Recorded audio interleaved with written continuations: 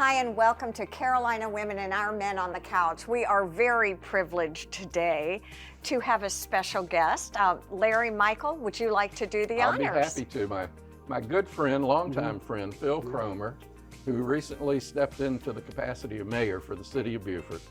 We're going to ask Phil to give us a little bit of insight as to, one, how he got there, and two, what's going on in the city currently.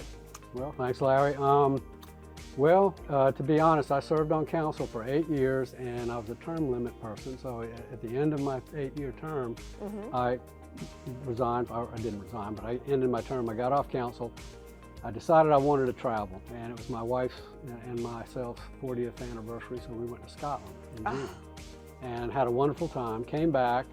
Some friends of mine, Tom Miller and Grady Brown, said, "Hey, would you like to come down to Cape of Luther and go fishing with us?" And this was in September, so I said, sure. So we went down, and I think the second or third day we were there fishing, my phone starts blowing up, and Stephen Murray had resigned as mayor.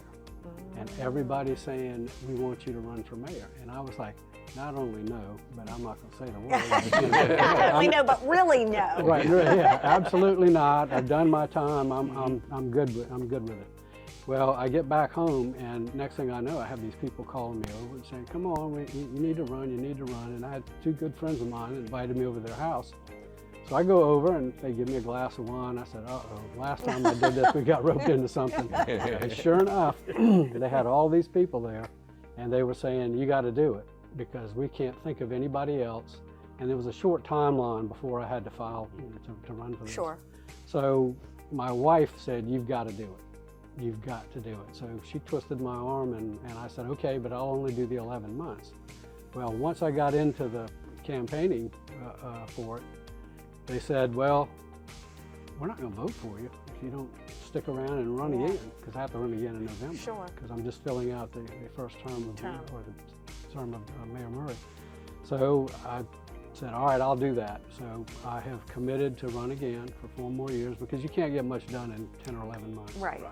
And so my whole goal in running for mayor was to try to balance the growth with preservation and keep what's special about Beaufort. And that's... Will you say that again? Because that's pretty profound. Your goal and mission is to basically balance the growth. You have to have growth. You're going to have it anyway. Sure. But we want to balance it with what's special about Beaufort. And a lot of that has to do with preservation. All you have to do is look to the north of us, Charleston, where I grew up, or to the south of us, South of Broad, and you've seen what's going on down there and what's about to go on down there. It's pretty scary. And I'm big about quality of life. And that's what's special about Beaufort. We still have a quality of life, and the first sign where it starts to erode is traffic. So we're starting to see a little bit of that now, but we're trying to do the best we can, and we'll see. But we've been discovered. Oh, you have definitely been discovered. We're in all the magazines, and that's a two-edged sword. You know, on one hand, it's you like all that pat on the back, but the second. The other half of that is everybody's coming here, and it's driving up prices, and we have a big issue with affordable housing. Most of our policemen and firemen that serve the city cannot live in the city, and that's a shame.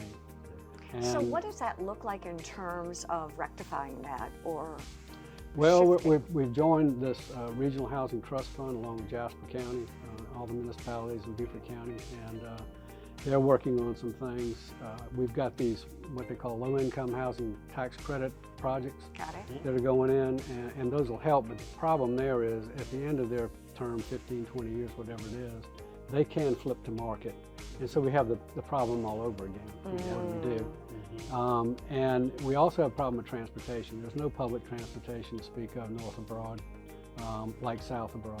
And so we've got to do something in that area as well. So there's a lot on the table. It is really fascinating. We're going to take a quick break, and would you stay with us and share another segment with us, because I think there's a lot here to talk about. So stay with us. We'll be right back here on Carolina Women with Our Men on the Couch.